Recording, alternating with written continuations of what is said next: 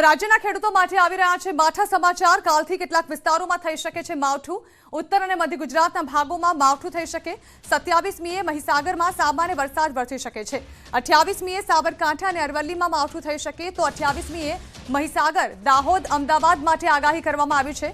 28મીએ આણંદ અને ગાંધીનગરમાં માવઠું થઈ શકે છે। 24 કલાક સુધી માછીમારોને દરિયો ન ખેડવા તાકીદ કરવામાં આવી છે। 29મી જાન્યુઆરીથી રાત્રે ફરી ઠંડીનું જોર વધી શકે। ધીરે ધીરે 4 ડિગ્રી સુધી પારો ઊંચકાઈ શકે છે।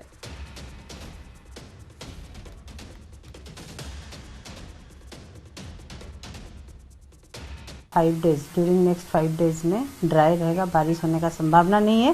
गुजरात रीजन में आज यानी अगले 24 आवर्स में बारिश, लाइट रेन शायद लेट नाइट और अर्ली मॉर्निंग को हो सकता है। महिसागर और कुछ जगहों में मोस्टली एकदम eastern part, north eastern part तक गुजरात में होने का संभावना है।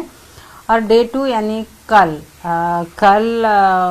गुजरात रीजन में लाइट रेन होने का संभावना है। आइसोलेटेड प्लेसेस में जैसे साबरकांठा, अरावली, महिसागर, इवन दाहोद हो सकता है, खेड़ा, अहमदाबाद, इवन गांधीनगर में भी लाइट रेन होने का संभावना है। और परसों से आज और कल जो टेम्परेचर देखा जाए तो अगले 24 आवर्स के लिए टेम्परेचर और 2 से 3 डिग्री तक बढ़ने का संभावना है। 48 आवर्स का बाद टेम्परेचर फर्दर फॉल होने का संभावना है बाय 2 to 4 डिग्री सेल्सियस।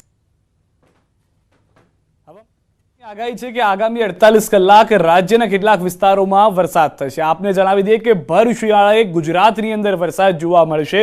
આવતીકાલથી એટલે કે શનિવારથી લઈને અનેક એવા વિસ્તારો, ખાસ કરીને શરૂઆત ઉત્તર ગુજરાતથી થઈ રહી છે।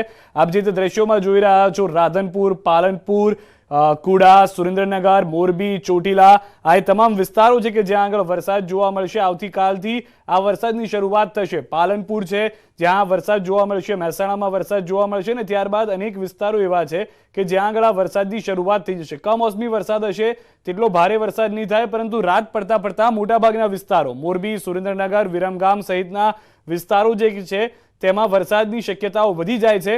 સાથે જ રવિવારનો જે સમય છે ત્યારે પણ વરસાદ જોવા મળશે। ઉત્તર ગુજરાતના આ વિસ્તારોમાં વરસાદ રહેશે, ત્યારબાદ જે વરસાદ છે તે આગળ વધતો મધ્ય ગુજરાત સુધી પણ આવી શકે છે અને રવિવારના દિવસે પણ કેટલાક વિસ્તારોમાં વરસાદ જોવા મળી શકે છે। રવિવાર બાદ આ વરસાદ વિદાય લેશે અને ફરી એક વખત હવામાન વિભાગની આગાહી પ્રમાણે ઠંડી એનું જોર બતાવશે। પરંતુ આગામી 48 કલાક એટલે કે શનિવારથી એવા વિસ્તારો હશે કે જ્યાં આગળ વરસાદ જોવા મળશે અને સૌથી વધારે મહત્વની વાત છે કે ઠંડીના તાપમાનમાં પણ ઘટાડો જોવા મળશે। હાલમાં અમદાવાદની જે ઠંડી 13 ડિગ્રી છે તે 17 થી 18 ડિગ્રી થઈ શકે છે, પરંતુ જે વરસાદ જશે ત્યારબાદ ફેબ્રુઆરીની શરૂઆતમાં કડકડતી ઠંડી માટે પણ તૈયાર રહેવું પડશે। 2 દિવસ ખેડૂતો માટે ચિંતાજનક માવઠાને લઈને પણ છે।